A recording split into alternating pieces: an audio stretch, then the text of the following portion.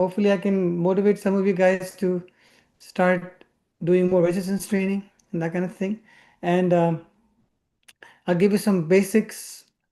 The talk is a bit on the complicated side, honestly. Motivate some of you guys to.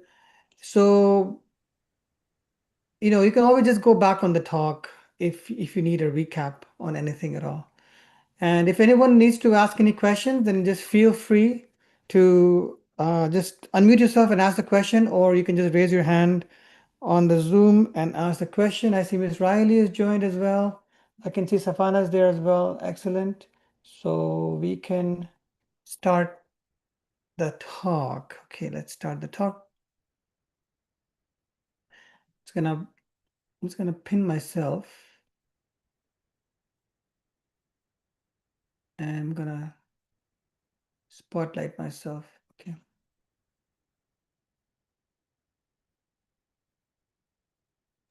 Hi, doctor. Sorry, I couldn't get my mic to work, but I'm here. I hear you. Okay, good. Yeah, I can It's see good you to kind see of you. double signed in for a Yeah, second there.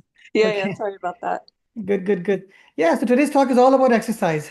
Let's get on with it. Good to see a good number of people joining today. So let's start with this talk. Okay. Oh, I need to record as well. I'm just going to record this. Here we go.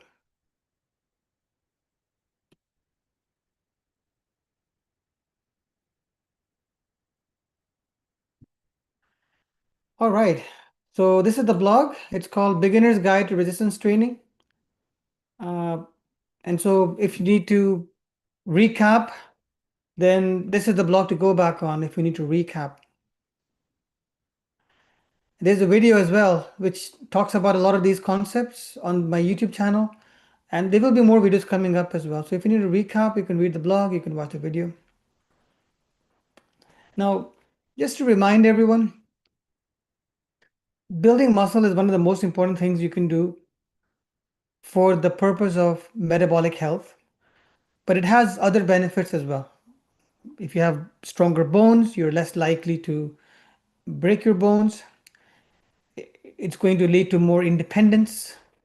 Ultimately, if you look in a nursing home and you differentiate between one person who is sitting in a chair waiting for someone to take them to the bathroom because they can't get off that chair themselves, versus someone else who's up and about, walking, active, independent, mobile, the difference between those two people really comes down to their muscle mass difference.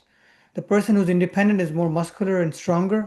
The person who is dependent is weaker and might have already suffered from a fractured hip or something on those lines, fracture in the spine, osteoporosis, those kinds of conditions. So, although we talk a lot about heart health, we talk about kidney health, diabetes, all those things have a major effect on mortality as well as morbidity. But being frail and weak has a disproportionate effect on morbidity, which means poor quality of life. You might still be alive, you might be immobile in a nursing home or a hospital or respite place, but your quality of life is really poor. And so building muscle is extremely important from that point of view. Saying that, building muscle is also extremely important for reducing mortality as well, because your metabolic health will be better when you have more muscle.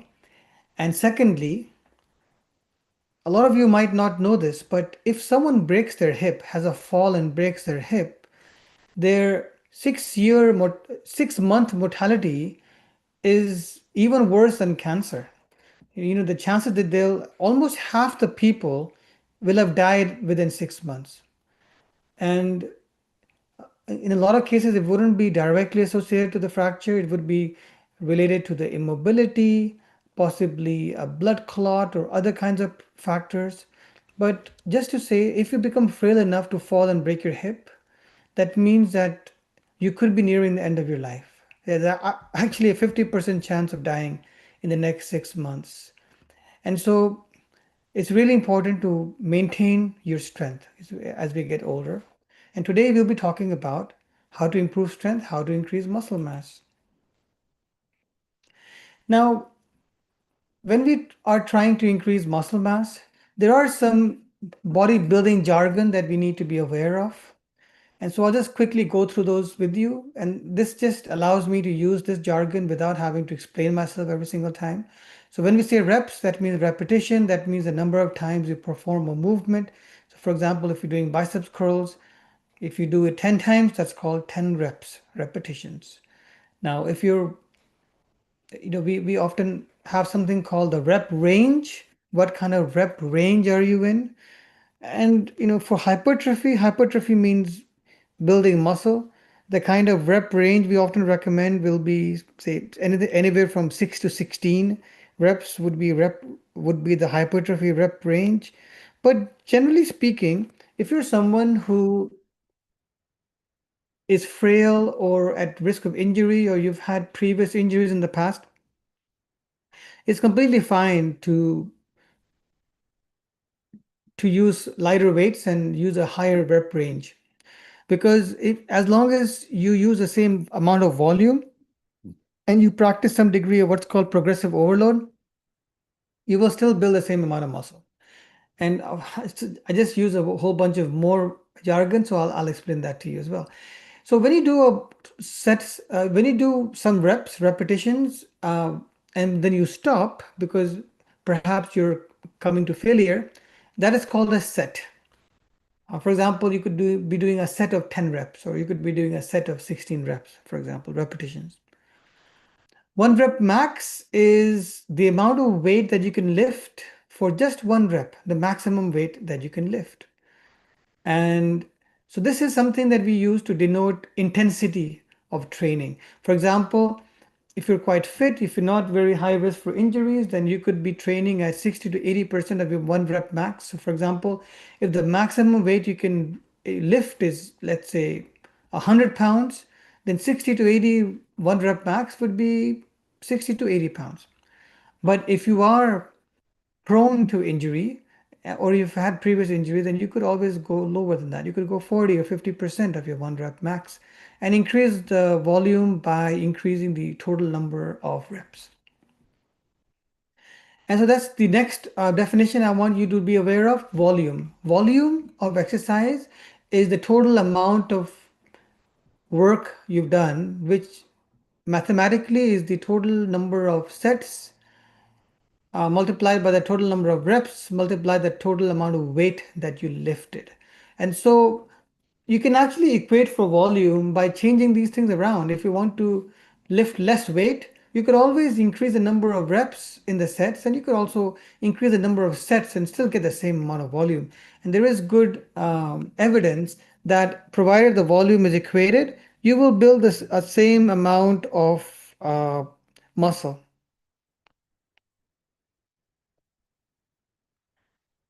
There's a concept called progressive overload, which means, and this is probably the biggest mistake I see people at gym. They go every week and they're lifting the exact same weight. They're not increasing it, and you're not going to increase muscle if you don't increase the weight. So progressive overload is when you gradually increase volume week on week to make your muscles stronger.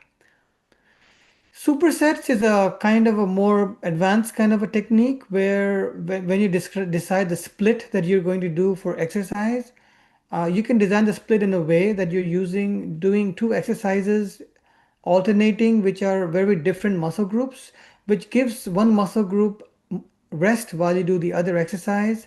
And this way you are able to spend less time at the gym. You are able to do less of a rest. Okay.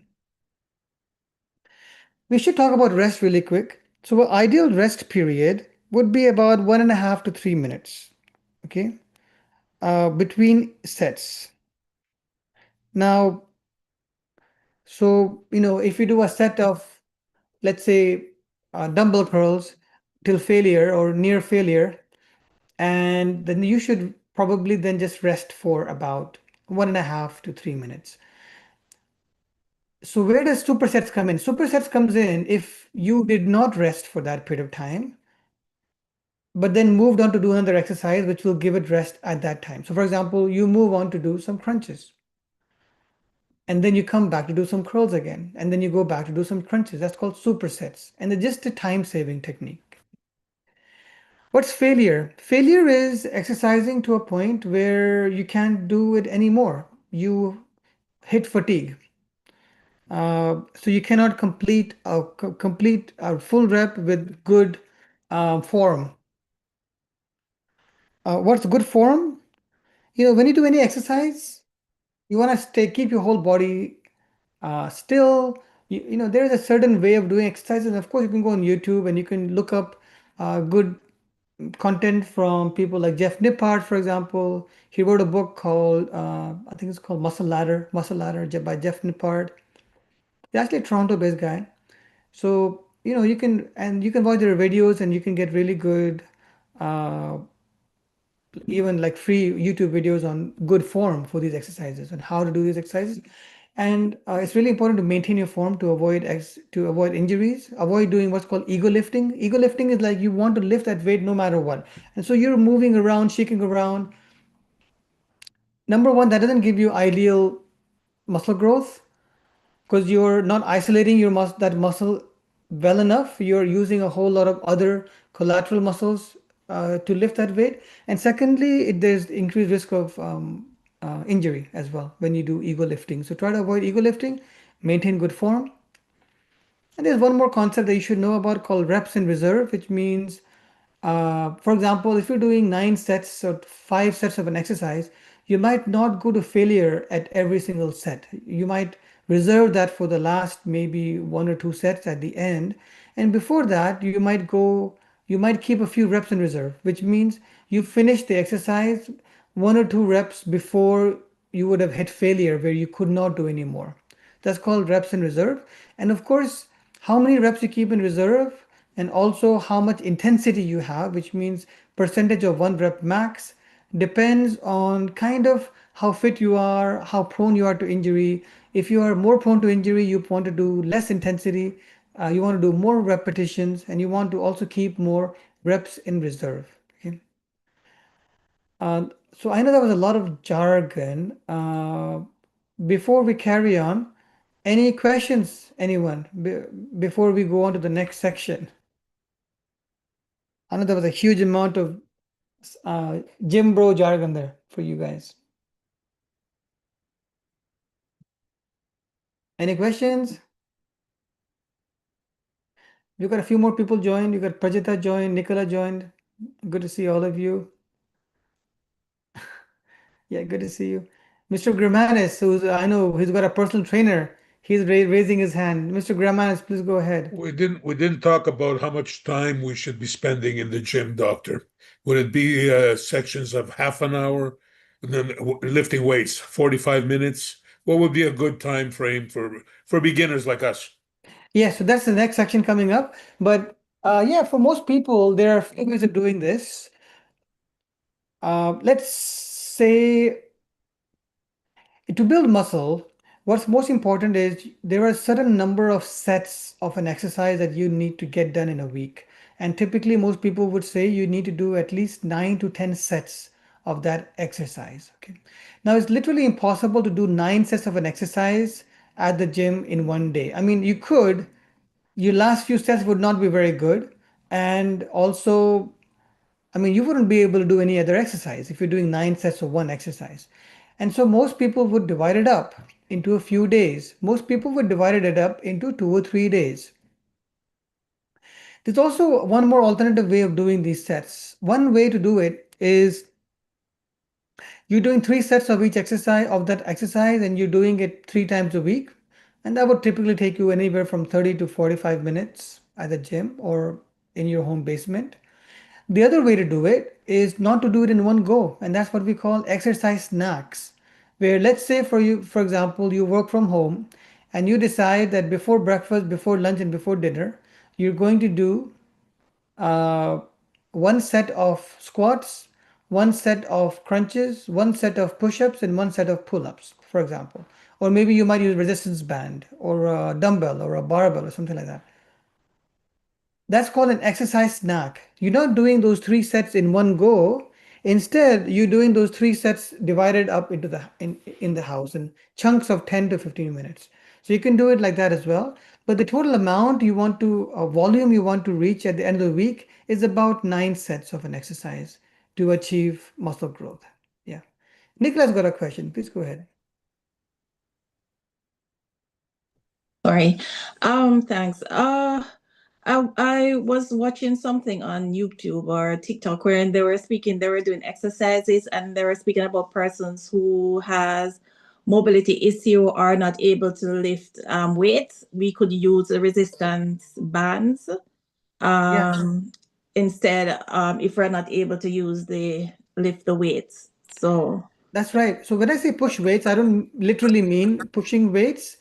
Uh, any kind of exercise which stimulates your muscle will be classified as resistance training. Yeah. okay, so Yeah. So this could be weights, this could be resistance bands, this could be your own body weight. Like for example, if you're doing a push-up or a pull-up or a crunch or a plank, those are body weight exercises. It could even be what's described as plyometric and isometric exercises. So plyometric is like jumping jacks, jumping exercises. Isometric are exercises where you're maintaining one posture. So yoga, Pilates are examples of isometric exercises. And so all of these are body weight exercises and they all no, they have various varying amounts of intensity, clearly pushing weight, free weights particularly, followed by machine weights, followed by body weights, followed by isometric. There is difference in intensity in these exercises, but anything which stimulates your muscles is technically resistance training. Yeah. And the less intense it is, the safer it tends to be for clients. So if a client is frail, uh, then yoga, Pilates, which is isometric, would be the safest exercises for those people. And then the next one up would probably be resistance bands. And the next one up would probably be machine weights. And the next one up, which will be the highest risk, would be free weights, where someone's doing a deadlift or something or dumbbell exercises or other kinds of free weights, because there is more risk with those, because there's more risk of losing balance, dropping something, and then that kind of thing. And so yeah, but they're all resistance training. Yeah. Great, good question, Nicola. Let's get back to the talk. Uh, Here we go. There are also two more critical rules that you should be aware of, that for each muscle group, you need to hit 9 to 10 sets per muscle group per actively build some muscle. And the other really critical rule that you need to be aware of is that each muscle group requires about 48 hours of recovery after you've trained it well. Okay, so you'll notice that whatever we talk about going forwards, we tend to design it around these kinds of rules. So when you actually grow muscle, well, to grow muscle, you need a few things. You need stimulus, which is the body needs to think it needs to grow muscle. So you need to push something to stimulate the muscle, for the body to think that it needs to grow some more muscle. There needs to be sufficient volume, sufficient intensity, and there needs to be sufficient, uh, nutrition as well to fuel muscle growth. And this is a study done by Brad Schofield, which showed that the more exercise you do, the more muscle you grow, which kind of should be kind of obvious for everyone. So what are the kind of training options? Well, the easiest perhaps or the mildest one for people who've, let's say, not done any exercise would be to consider something like an exercise snack, which means multiple times a day, you just do a short 5 to 15-minute burst of exercise. As an example, before every meal, you could do just one set of push-ups, bodyweight squats, sit-ups, or a plank, and pull-ups. But why did I describe these four particular exercises? Now, when I say pull-ups, I mean, if you're not able to do a pull-up, then you could always just use it like a resistance band to do some kind of pulling movement. Uh, that can also be a pulling movement. But why am I describing these four? Because these are what we describe as compound exercises, which means they target multiple muscle groups. They also target 4 different types of muscle groups, which is push-ups would be what's called upper body push, a squat would be lower body, sit-up or plank would be core, and pull-up would be upper body pull, and that's the main 4 groups: upper body push, upper body pull, core, and lower body. And because in this kind of setup, you're doing 4 compound exercises which are hitting your 4 main movements, this is a full body exercise which you could do within 10 to 15 minutes. Just one set of push-ups, one set of pull-ups or resistance band pulls, one set of bodyweight squats, and one set of sit-ups, crunches, or plank. And so within 10 to 15 minutes, you could be doing one set of each of those, and you could do that 3 times a day before every meal, and that would be 3 sets. And if you did that 3 days a week, let's say every other day to give it 48 hours of rest, that would be your 9 sets in the week. Now, of course, if you don't like the idea of exercise snacks, you could just do this for 45 minutes in your basement or at the gym, and that would also count the same. There is one more kind of activity snack or exercise snack, which would be a more cardio kind of snack. And these are more beneficial after meals. For example, you could go for a 10-minute walk after a meal. You could also consider like an elliptical device, for example. These are all things that you could do after a meal to increase your step counts, to increase your cardio fitness. This was a study published in Diabetes Care, which showed that um,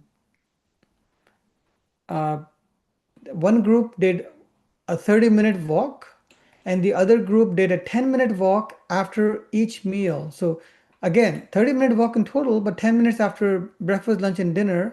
And what they saw was the group doing the 10-minute walk after each meal saw a 12% further reduction in their sugar. And this is because they were consuming sugar, they were then walking it off, they were burning their sugar, and so they saw a bigger reduction in their sugar when they walked after their meals, compared to 30 minutes of walk in one go. Now, of course, if you compare this to not walking at all, I'm sure that there would be even larger reduction. So what are the kind of splits that you could consider? You could either do a full body split or you could do a half body split. Now, if you do a full body split, you could decide to exercise 3 days a week. You could spend 45 to 60 minutes, 60 minutes doing, say, squats, push-ups, pulling exercises, and core exercises, and allow 48 hours of resting. And that you could do, for example, on a Monday, Wednesday, and Friday. You could do it on a Tuesday, Thursday, and Saturday, or a Wednesday, Friday, and Sunday, whatever works for you. 3 days a week, you could do full body training by hitting those 4 groups: upper body push, upper body pull, core, and lower body. You could do this at home, you could do this in the gym, you could do it in the basement, you could do it in one go. You could also do it separately, like an exercise snack in three separate kind of exercise cycles. And that would be a full body 3 days a week routine. If you wanted to do exercise 4 days a week, which you can, it's very difficult to do a full body split and get 48 hours rest because we only have 7 days in the week. If you had 8 days in the week, you could technically do 4 days of exercise and get a full body rest as well, but it's not really possible because you only have 7 days in a week. And so you have to do a half body split if you do 4 days a week. So how could you do that? For example, let's say you decide to exercise Monday to Thursday, or you decide you're going to exercise Thursday to Sunday, or Monday, Tuesday, Thursday, and Friday, whatever you decide. The way you would divide it up would be one day, let's say Monday, you would do upper body push with core. The next day, you would do alternating with upper body pull with legs. However, you would double the number of sets. So if you were doing 3 sets and you were doing this 3 days a week, if you're doing half body, you would have to increase the number of sets because you're only doing this twice a week, that particular exercise. And if you're trying to hit 9 sets, then you want to do at least 5 sets, 4 to 5 sets at each time to hit the 9 to 10 sets. And so That's called split training, half body training. And the reason you would not combine upper body push with upper body pull or combine core with legs is because you could also do some degree of what's called supersets, which means if you do upper body push like push-ups and then you move to doing squats, your chest is actually getting rest while you do the squats. And so you don't need as much of a time break between them. And then you can get back to push-ups, then you get back to squats. Same thing with doing cores and legs. Sorry, upper body pull and legs. Because these muscle groups are quite separated from each other, you could do supersets. You could alternate those exercises and you would be getting some indirect rest of one muscle group while you're exercising the other muscle group.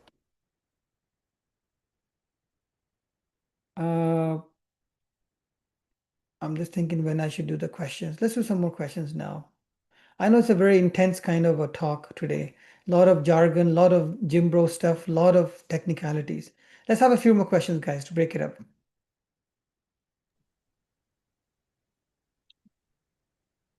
Nicola just unmuted herself. Nicola, you want to go ahead? And then Miss Yes. Riley can go next after that as well. Okay. Miss Riley, I can't see your hand. So either you unmute yourself or you raise your hand on Zoom. There is a button. But I saw you on that occasion though. Yeah. Nicola, go ahead. Okay. For the push-ups, Dr. Rawad, for the floor exercises, I find it challenging because of my mobility issue. Is the push-ups on the wall just as effective as if I'm doing it on the floor? Okay. Yeah, absolutely. So the other thing you could do is also you could get like a yoga mat, put it under your knees, and you could do like knee push-ups as well. It doesn't have to be all the way to your toes. You could do push-ups on your knee as well. And the opposite is also true. If person is doing push-ups and is doing like a crazy amount of push-ups and cannot get more intensity, that person can then lift their foot on a chair to get more intensity as well. So it works both ways. You can do push-ups on a wall, you can do push-ups on your knees, you can do push-ups on your on your tiptoes. You can also put your feet up on a chair to increase intensity if a person is in a very good shape and is trying to increase intensity. So yeah, and everyone has a level at which they'll be starting, and you're hoping that if you do this time and time again over time, you will keep getting better and better and better, and that's what we call progressive overload. Let's have Miss Riley next. Diana, you would have to just unmute yourself before you talk.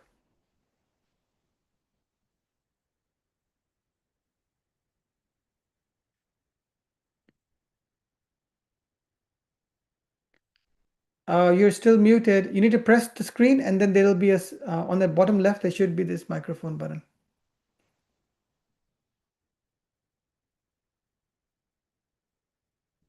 Or you could just say okay to this. I'm just asking you to unmute and you just have to say okay to it.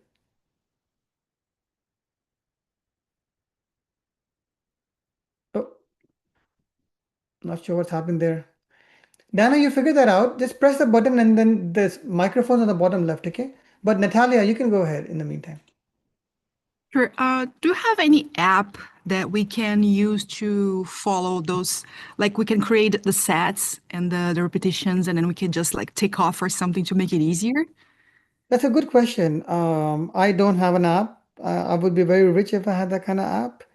But I can tell you what I have myself. I just make a note on my notes of my iPhone. Look, so it is important to note what you're doing because then that way you need to know how to progressively overload. If I know I'm doing a long bar curls or preacher curls, 50 pounds of 10 sets, then I know that next week I need to move up to perhaps 55 pounds or maybe do 12 reps instead and then keep moving up until I can achieve more progressive overload. Personally, as long as I have a basic idea that I need to hit the four main body parts: upper body push, upper body pull, core, and lower body, and each exercise needs about 9 sets. And depending on the number of times I can go to the gym, I need to do this over 3 days, full body split, or maybe over 4 days, half body split. All I need to do is just keep notes on my phone.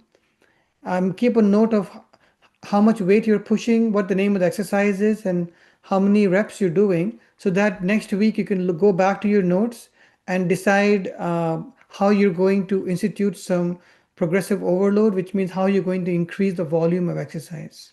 Yeah. Diana, have you had any luck with your unmuting there?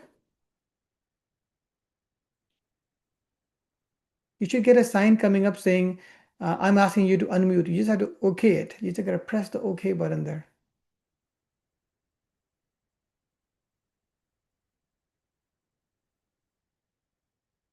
No luck so far. Diana, keep trying, okay? Save your question for next time. Or maybe next time you'll come to the office like you used to. Yeah. But keep trying, Dan, okay? I'll just get back on the talk. And so any of you who prefer coming to the office instead of Zoom, my in-person sessions are Monday, Wednesday, Friday, Monday 4 p.m., Wednesday 12 p.m., and Friday 9 a.m. Okay. All right, let's carry on. So there are some training parameters which are important for muscle growth. You really want to keep intensity at about 60 to 80% of 1 rep max, but if you're prone to injury, if you're frail, you could keep it less than that. You also want to keep repetitions per set in what's called a hypertrophy range, which is between 6 and 16. Again, if you're frail, prone to injury, you can do less weights and more repetitions. Sets, every time you go into the gym or do something in the basement, you should probably do 3 or more sets, because if you do that exercise three times a week, then that'll be 9 sets, and that's the total volume you try to hit. Weekly volume, you try to hit about 9 to 10 sets per muscle group to grow muscle. This was a study which looked at it was an interesting study because it looked at similar volume, but these people did 30% 1 rep max, high repetitions. This group did 80% 1 rep max, low number of repetitions. So low weights, high number of repetitions, high weights, low number of repetitions. What they saw was, as long as you get too close to fatigue, what's called failure, and as long as you equate volume, the amount of muscle growth is quite similar. So you don't have to be screaming in the gym to grow muscle. You can actually do it with lighter weights and more repetitions as well. Of course, the very important thing is progressive overload. And I just included an example here. Let's say you're pushing 15 pounds for 6 reps. The week after, you could go to 15 pounds for 8 reps. The week after, you could go to 15 pounds for 10 reps. And then the week after, you could go to 15 pounds for 12 reps. And if you're, not feeling too confident, you can still go up to 14 and 16 reps. But if you're feeling confident, you could then increase from 15 pounds to 20 pounds, and then just go down to 6 reps again. And the cycle carries on. And this is how you're gradually increasing volume and achieving what's called progressive overload for more muscle growth. What should you be doing on your non-gym days? And now on my non-gym days, I'm more focused on cardio, more focused on my step counts. Instead of protein, I'm more focused on my fiber intake. I'm also often trying to do low calories on those days, while I tend to eat more protein and consume more calories on my resistance training days. So of course, you could have 2 to 3 rest days per week. On those days, do more exercise. You could have some exercise snacks, but maybe more cardio, post-meal walking, some more fat, maybe start the day with some fasted cardio.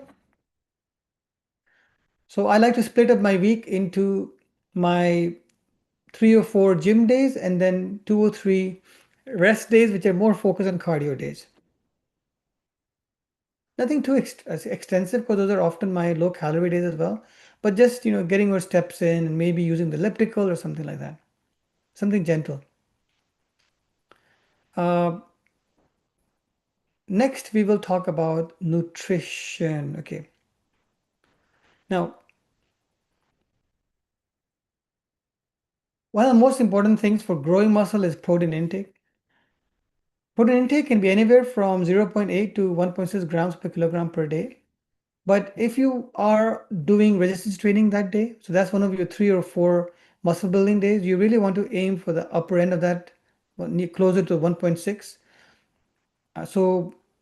But if this is not your resistance training day, if it's a rest day, you could easily be on the lower end of that scale, even hovering around 0.8 gram per kilogram per day is fine as well. I tend to focus much more on low calories and high fiber on those days. Protein quality is just as important as protein density and protein quantity, though, because it's not just about the amount of protein, it's also about what comes with the protein and whether it's healthy or not. For example, if you're having plant proteins, you'll be getting fiber and polyphenols. These are anti-inflammatory. They aid in weight loss. If you're having 0% dairy, you'll be having probiotics and calcium with your protein. If you're having fish, seafood, you'll be having omega-3. But if your version of protein means beef jerky sticks, then that's got high salt, high saturated fat, high preservatives. That carnivore diet kind of approach is just not metabolically very healthy, and particularly not very good for heart health. Micronutrients are important: calcium, vitamin K, magnesium. We consider a daily multivitamin. There are many supplements which you could also consider to optimize your exercise, particularly when it comes to muscle protein synthesis. Protein powder, creatine, omega-3, vitamin D, multivitamins have the best evidence. Collagen has good evidence for what can be described as soft tissues. So collagen doesn't have good evidence for muscle building, but it has good evidence for ligaments, tendons, and joints. And I think that's just as useful because if you think about it, most people who get injured doing exercise don't get injured on the muscle. Most people get injured like tennis elbow, shoulder problems, hip problems. These are mostly soft tissue injuries like ligaments and tendons. And so I think there's definitely benefit of collagen there as well. And if nothing else, it's definitely, I love my collagen because it's good for my skin and good for my general joint health. So it's got other benefits as well.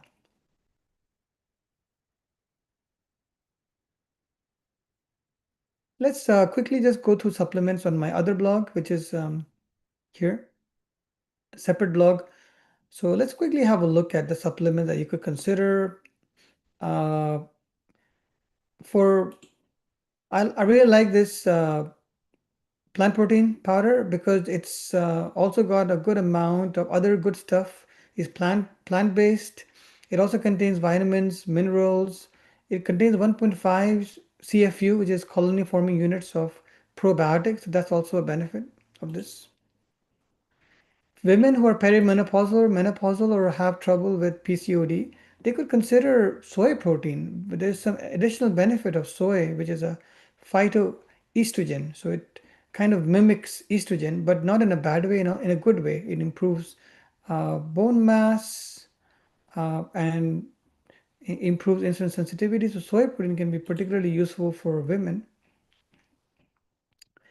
Creatine is made comprises of, so when we talk about plant proteins, they're thinking mostly about anabolic amino acids, including leucine, isoleucine, and valine. While when you're talking about creatine, this is a different set of amino acids, which are primarily methionine, arginine, and glycine. And these are more to increase the energy within your body. So creatine 5 grams a day can increase strength by increasing the amount of power you have. So it's a phosphate donor. It converts more ADP into ATP, so you get more ATP, which is the currency of energy in your body through your mitochondria. There's actually some good evidence for creatine for memory as well. So it's really good.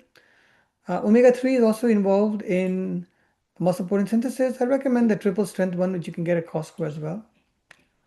A good multivitamin, I recommend Jameson brand multivitamin, 50 plus if you're 50 plus, otherwise this one. It contains about 1,000 units of vitamin D, which I quite like. Also contains calcium. If you're not getting enough vitamin D, consider the highest strength 2,500 units of vitamin D. If you're doing like these sweaty workouts, consider something like a zero calorie Gatorade to supplement your electrolytes. It does contain decent amount of sodium, I think 200 milligrams. So if you have high blood pressure, just be a bit mindful of that. Protein bar is a good idea if you can get this from Costco as well. If you're on the way back from the gym, you're not sure, we have something called the anabolic window, which means the window of time during which you build muscle, which is about 12 hours either way of the exercise. whether it's a 12-hour window, 6 hours before exercise, 6 hours after exercise. If you're not sure if you'll get your protein intake in during those 12 hours, you consider like a plant protein or that other Quest protein bar after your gym. Collagen is more for your soft tissues, for ligaments, tendons, skin, hair, that kind of stuff. That kind of stuff. So consider like a marine collagen. You can actually get a bigger tub from Costco for this one. Oh, is this a bigger tub here? Oh, these are capsules. I tend to recommend the powder over capsules. And you know, if you want to support collagen even further, you could also consider oral hyaluronic acid, which also contains biotin, vitamin C, good for antioxidant action. But hyaluronic acid also supports not just your soft tissues, collagen, and ligaments, but also skin, hair, etc. They're all the kind of supplements that you could consider. Also on the blog, I have just a lot of exercise machine things that you could consider for yourself. I have half of these things at home myself. So if you're trying to do core exercises, something like ab roller, for example, you can see it's only about $20 to buy. For lower body, you know, you could consider a weighted vest. You could consider calf raise machines, resistance bands. I've put a whole bunch of links on the blog. It just, you can just scroll it and, you know, just see if anything there gives you a bit of a inspiration. It's kind of crazy how cheap these things are these days. $161 for exercise bike. I mean, it's unheard of. You know, gone are the days when you'd be paying $2,000 for these things. You can get a walking pad for like, oh, this one's unavailable, but you can get a walking pad for like $160. You know, this is $100. A stepper here. You can see a walking treadmill. If you're working on a meeting, I should probably do this for this meeting actually, you know. This one is unavailable right now, but there are lots of things you can get. Oh, this one I actually have myself. Not this one. I have the Gym Max one, this one here. It's actually quite solid. You'd be surprised. It's quite strong. On the pictures, they show how people can just sit down and do the elliptical, but I actually stand up on this and do it. And it's strong enough for my weight. It's really quite solid. So, so yeah, these are all examples of how you could start increasing your step counts fairly easily. Okay. And finally, this is just a section here, just reminding you of what we've discussed in the previous study, in the previous talks, where I explained to you that your app will, when you feed in your weight, your height, your gender, your age, and your activity levels, and you know, put down sedentary on the activity levels on the Snap Calorie app, whether you use Snap Calorie or Cal AI or Macro AI, put yourself down as sedentary, but don't be sedentary, but put yourself down as sedentary. It'll give you a suggestion as to how many calories you should be consuming. For example, the app tells me I should be consuming 1600 calories. But don't do that. Don't do 1600 calories every single day, because if you stick to the same calories, you will end up slowing down your metabolism. So what I do personally, on my gym days, I consume more calories, and on my non-gym days, I consume less calories. For example, today I have already consumed about 1,000 calories. So I'm not going to eat anymore because today is not my gym day, today is my rest day. So if I don't know how well you can see, but on my app, it tells me to consume 1626. I've already consumed 1,025 calories. So I am going to now just take a break and just do fasting from here onwards. And I do that 2 to 3 days a week. That's what's called our fasting mimicking day. On the other hand, these 2 days on the weekends, I went to the gym. And so you can see here, I consumed 1,530 calories. And on this day, I consumed 1,522 calories.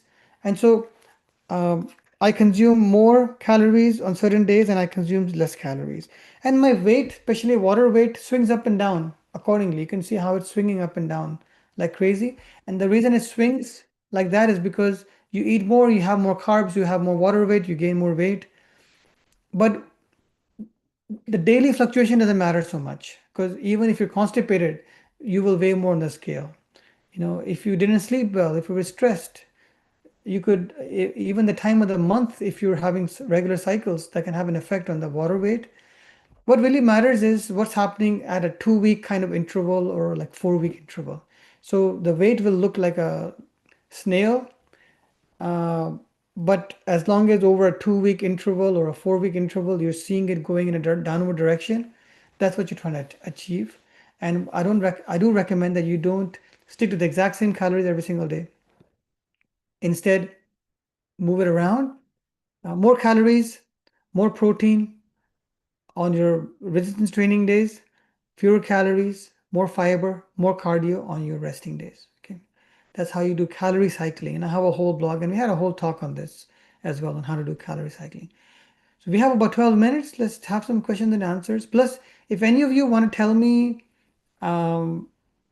any plans you have, like after listening to this talk, what plans do you have? Are you thinking of something you're going to do? Uh, then let the group know. Safana, let's go ahead, Safana. Hey, Doc. So you mentioned the eating window, like 6 hours before or 6 hours after a strength training workout. I had read that in order to maximize the amount of protein that gets to our muscles after strength training, that we should be consuming protein within 1 hour of the workout. Is that true? Because it seems quite soon after a strength training workout to consume our Yeah, big yeah. protein meal. That was true about 20 years ago, and there's been a lot of studies done in since then, which disproved that very narrow window. Yeah, so yeah, whoever said that to you is about 20 years out of date, out of touch. It was a few years ago. So Yeah, yeah. Great. Let's have some more questions. Yeah, so there's some really good scientists in this field. I quoted some of those studies on my blog as well. So Brad Schoenfeld, he's based in New York, and Stuart Phillips is based at McMaster University, in Hamilton. Then we also have a few other really good the scientist who show that omega-3 is also important for muscle growth. He was based out of McMaster as well. He moved to Kingston. And then there was a very leading scientist in the field of HIIT training, high intensity interval training, who literally pioneered HIIT training. He's also based out of the kinesiology lab out of McMaster as well. I mean, you'll be surprised that even I didn't realize this before I started researching this and studying this. I had no idea how big McMaster is in the field of exercise and kinesiology. I mean, it's probably top in the world. And if you look at the number of top scientists and researchers coming out of any university for exercise science, McMaster is probably number one. Yeah, so it's quite amazing, and I had no idea that McMaster was so far ahead in that field. So yeah, something to be proud of. Let's have a few more questions. Dana's still trying to unmute herself. Dana, you try to press the button and you see on the bottom right this microphone which has got a cross. You press that button, the cross goes off and you're unmuted. In the meantime, let's get Natalia to ask a question. Go ahead, Natalia. Hi, doctor. You mentioned the supplements about collagen, and I was wondering if it's okay to mix that with the Metamucil, like the fiber supplement together, because I find that the collagen has a weird taste to it. Yeah, absolutely you can. Fiber, collagen, no problems at all. Yeah. Uh, yeah, I'm wondering if you can make, okay, hold on. Okay, no, it should be fine. Should be fine. Personally, I don't mix it. Personally, I mix my collagen with hot drinks like coffee and tea. So because collagen can easily be mixed with hot stuff, but protein powder shouldn't be. Especially the protein powder I recommend contains probiotics, so you don't want to mix it with hot things. So I mix my protein powder with smoothies and yogurt and that kind of stuff, while the collagen can go in with hot drinks. Yeah, technically you could mix it with fiber. I don't see any problem with that. Fiber does reduce the absorption of fat and sugar, but it does not reduce absorption of protein, so it should be fine. Collagen is essentially methionine, arginine, and glycine. No, not collagen. That is creatine. Collagen is primarily hydroxyproline, proline, and and arginine. Those are the three main amino acids for collagen. And yeah, I don't see any problems there. It should be fine. Yeah. Okay, thank you. I don't know what brand of collagen you're using though. I use Organica brand, which you can get from Costco as well, and that's fairly tasteless. Got no taste at all. Yeah, I got that one. I don't know. I just find it that the consistency, I don't know. I just find it the taste is Hmm. weird for me too. Yeah, maybe try mixing with a hot drink or something. Okay, we'll do. Yeah. Definitely can't taste it with a tea or coffee. Completely tasteless. Uh, we've got up 7 more minutes. We can have one or two more questions.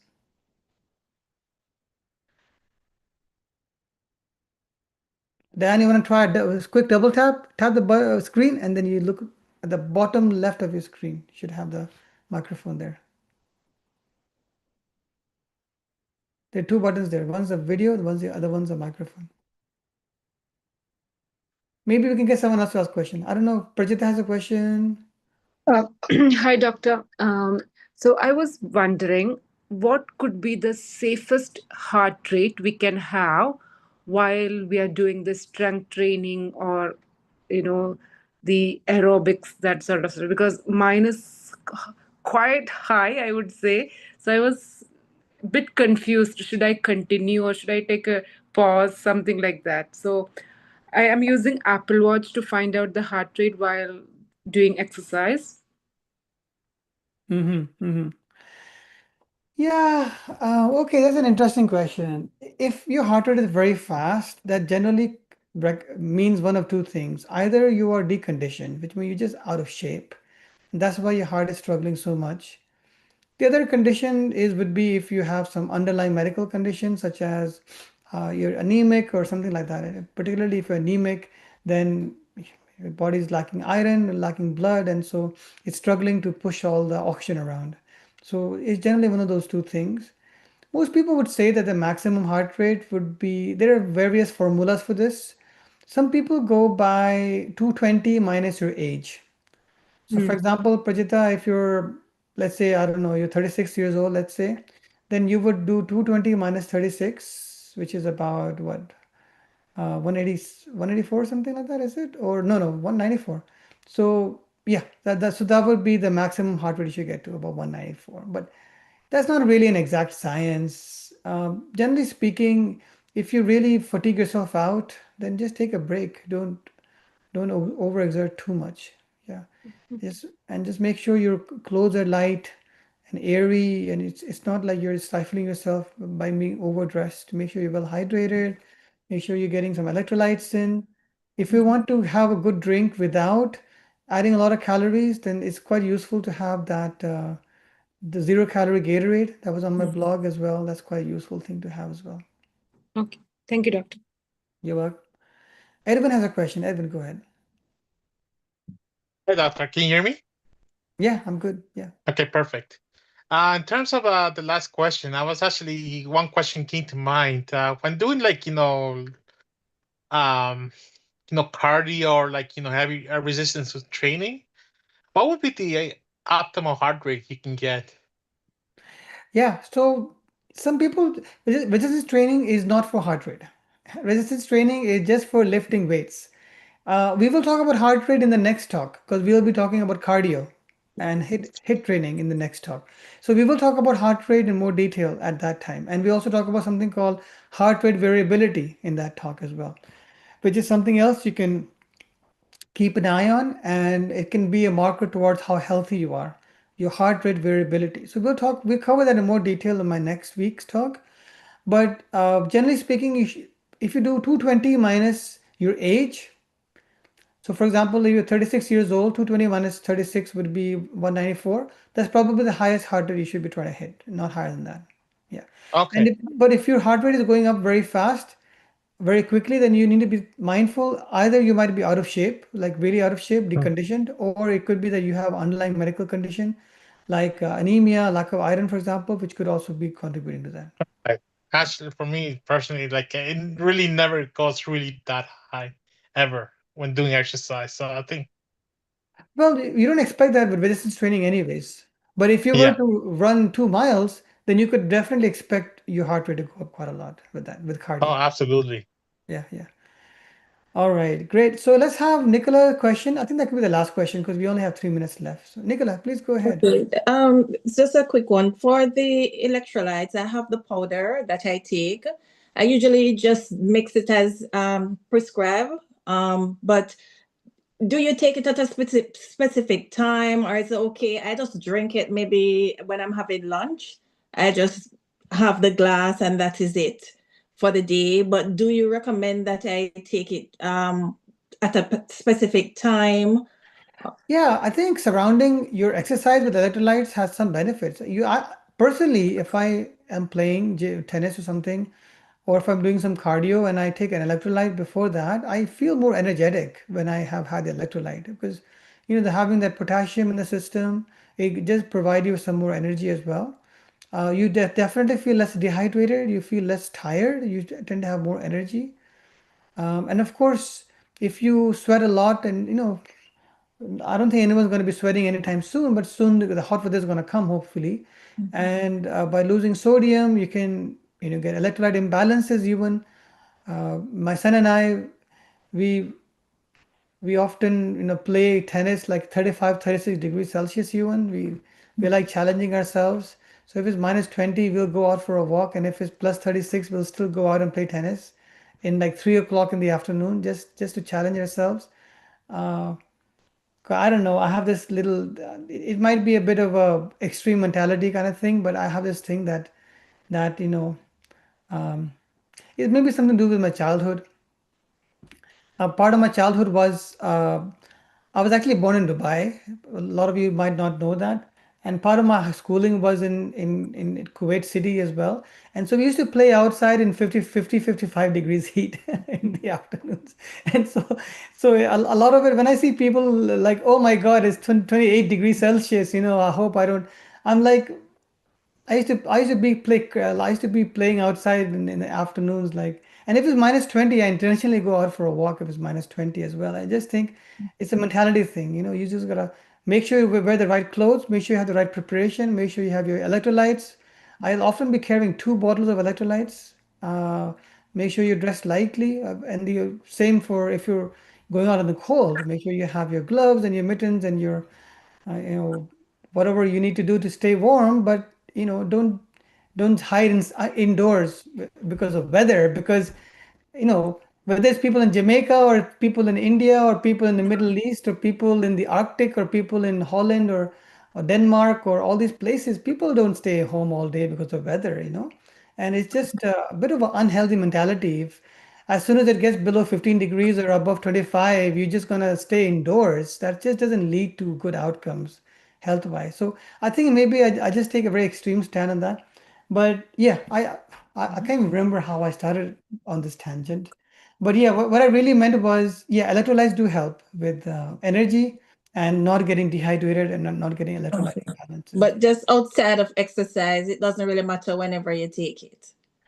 I take it more with exercise, honestly. I don't tend to Okay. take electrolytes much without exercise. Okay. Yeah, yeah. Okay. Great, that Okay. was all good. Yeah, I'll see everyone next week. And Diana, if you want to come to the office, feel free. I'll be in the office tomorrow, 12 p.m., 12 to 1, and Friday at 9 as well. Okay.